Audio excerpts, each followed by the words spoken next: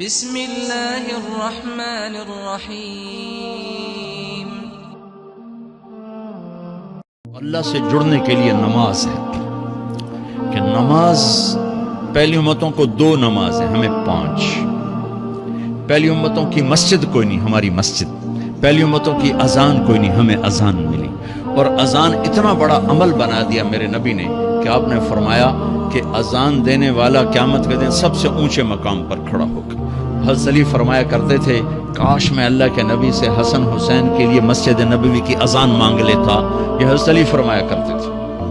اور جنگ قادسیہ میں مؤذن زخمی ہو گیا تو اذان دینے کے شوق میں سردار آپس میں الجھ گئے، کہتا میں دوں گا، کہتا میں دوں گا۔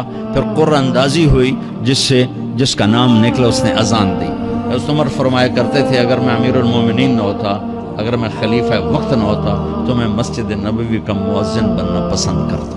کسی کو اذان نہیں ملی، ہمیں اذان۔ پہلا مؤذن بلال بنا، پہلے مؤذن اللہ نے بلال کو یہ عزت عطا فرمائی۔ دنیا میں یہ ہے اور آخرت میں یہ ہے کہ میرے نبی نے فرمایا کہ جب جنت میں جانے کا وقت آئے گا تو جنت کی میرے لیے سواری لائی جائے گی، میں اس سواری پہ بیٹھوں گا تو اس کی جو وہ رسی ہوگی نا وہ ایسے نیچے گر جائے گی، نیچے گرے گی۔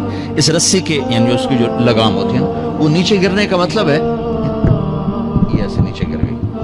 اب نیچے گرنے کا مطلب ہے کہ اس کی ڈرائیونگ میرے نبی نے نہیں کرنی، کوئی آنے والا ہے، کوئی ڈرائیور آنے والا ہے جو رسی پکڑ کے چلے گا، کوئی کوچبان آنے والا ہے جو اس کو پکڑ کے چلے گا۔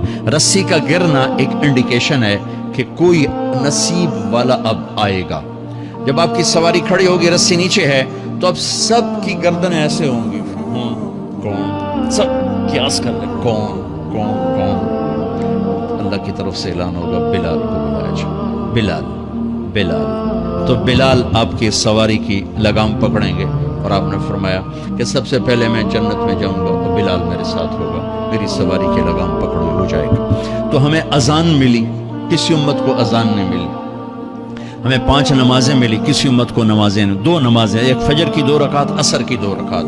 باجماعت نہیں، ان کو اپنی کتاب یاد نہیں، ہمیں قرآن یاد ہے۔ میرے مدرسے میں ایک بچہ اب ماشاءاللہ امریکہ میں وہ پڑھا رہا ہے، اس نے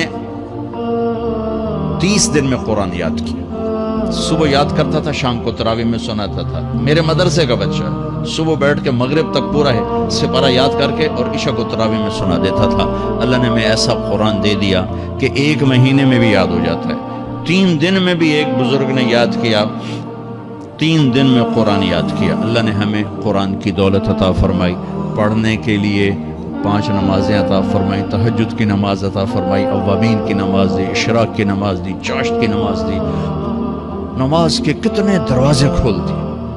اور میرے نبی کی آخری نصیحت تھی میری امت نماز نہ چھوڑنا، نماز نہ چھوڑنا، نماز نہ چھوڑنا۔ اور اس 14 صدی میں کوئی موقع ہے نماز چھوڑنے کا تو وہ میرے نبی کے نواسے کی کربلا کا ہے کہ جب ظلم بھی انتہا پر تھا اور مظلوم بھی اپنی آخری حدوں پر تھا، اور کائنات نے نہ ایسا ظلم دیکھا، نہ ایسے مظلوم دیکھے، نہ ایسی پاکیزہ ہستیاں دیکھی، نہ ایسے درندے دیکھے۔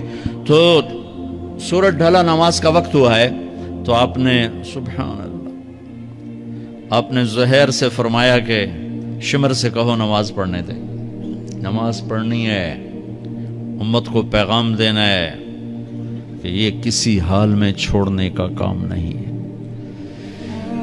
تو انہوں نے آگے بڑھ کے شمر سے کہا نماز پڑھنے دو، انہوں نے کہا نہیں نماز نہیں پڑھنے دیں گے، ہماری تلوار چلے گی۔ انہوں نے واپس آ کر کہا جی وہ کہہ رہے ہیں ہم جنگ نہیں روکیں گے، تلوار چلے گی۔ تو پھر یہ نہیں فرمایا اچھا چلو ٹھیک سر لے ہو، فرمایا اچھا آدھے نماز پڑھو آدھے جنگ کرو۔ آدھوں نے نماز پڑھی، آدھوں نے جنگ کی۔ پھر انہوں نے جنگ کی اور پہلوں نے نماز پڑھی، اور عصر سے پہلے سب کے سر کٹ کے نیزوں پہ چڑھ گئے۔ یہ وہ ہستیاں ہیں جن کو میرے نبی نے کہا میری آنکھوں کی ٹھنڈک حسن حسین، میرے جگر کے ٹکڑے، میرے جنت کے پھول، پتہ نہیں کیا کیا تشبیہات دی ہیں میرے نبی نے۔ اب جنت کے نوجوانوں کے سردار حسن اور حسین۔ اور پھر نماز نہیں چھوڑی۔ ان کو جنت کی بشارت تو ماں کے دودھ پیتے مل گئی تھی، کربلا کی وجہ سے نہیں ملی سرداری ان کو، وہ تو ان کے سر کا صحرا ہے الگ۔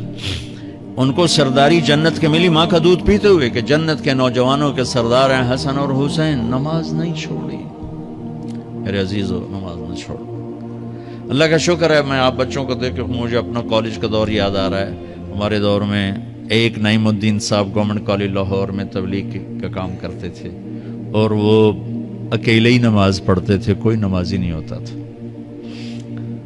اور کسی لڑکے کی داڑھی نہیں تھی، کسی لڑکے سوا سے ایک نعیم الدین کی. اب ہر کالج میں جائے داڑھیوں والے بچے نظر آتے ہیں، ٹوپیوں والے بچے نظر آتے ہیں، کوئی لڑکی کے سر پہ دوپٹہ نہیں ہوتا تھا، کوئی ایجوکیشن تھی. اب لمز جیسی یونیورسٹی میں بھی لڑکیاں پورے برقعے میں ہوتی ہیں، حجاب میں ہوتی ہیں، نقاب میں ہوتی ہیں. جہاں برائی کا گراف اوپر گیا تو نیکی کا بھی اوپر گیا. جہاں برائی کا لیول اگر بڑھا ہے تو نیکی کا لیول بھی بڑا ہے. اتنا بڑا میری نسل کا مجمع اللہ کی بات سن رہا ہے، یہ اس دور میں کوئی تصور نہیں کر سکتا تھا.